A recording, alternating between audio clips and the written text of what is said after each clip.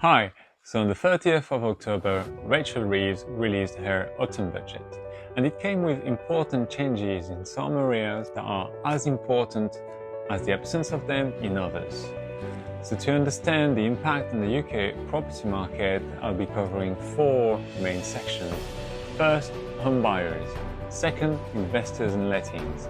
Third, inheritance tax, and I'll be finishing with an overview of the market in the UK.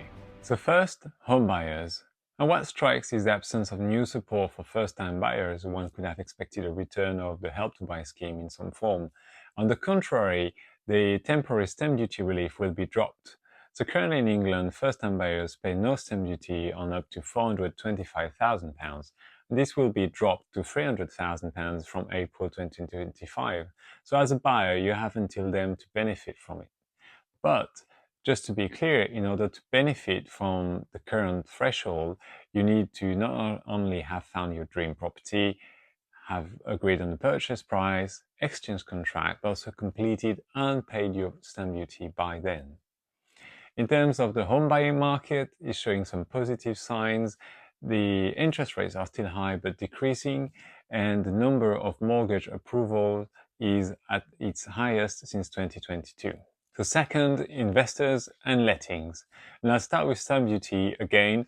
As a reminder, these are the main rates of stamp duty on the main residence. And what happened is that the second home stamp duty rates have gone up. So before you used to pay an extra 3% on top of these rates, now you're going to pay an extra 5%.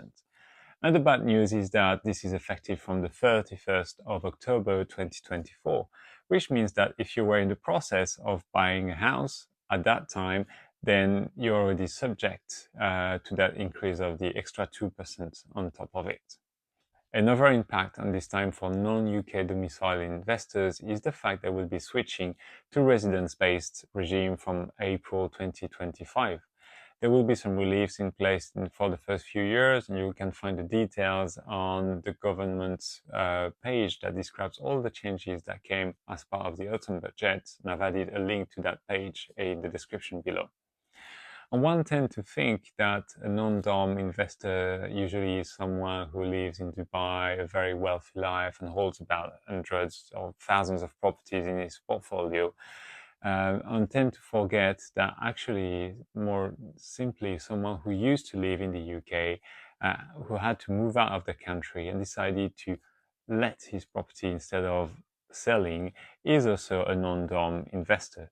So be mindful of that change. If you fall in that category, you might want to check the details or reach out to your financial advisor or accountant.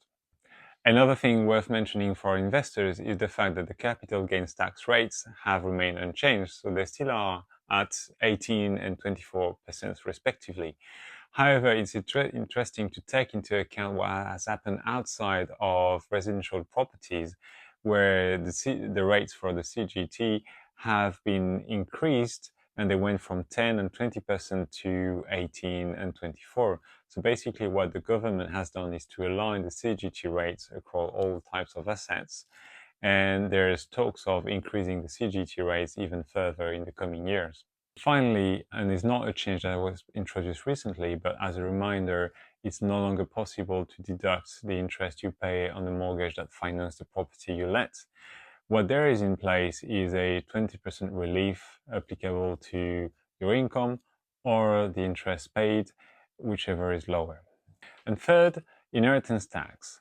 So there's no change on that front because it had already been announced by the government that the thresholds will remain frozen, and it will be so till April 2030. So as a reminder, these are the current threshold, with the nil rate bound going up to £325,000, increasing to £500,000 if a property is passed to direct descendants, or £1 million if it's passed to a spouse or civil partner.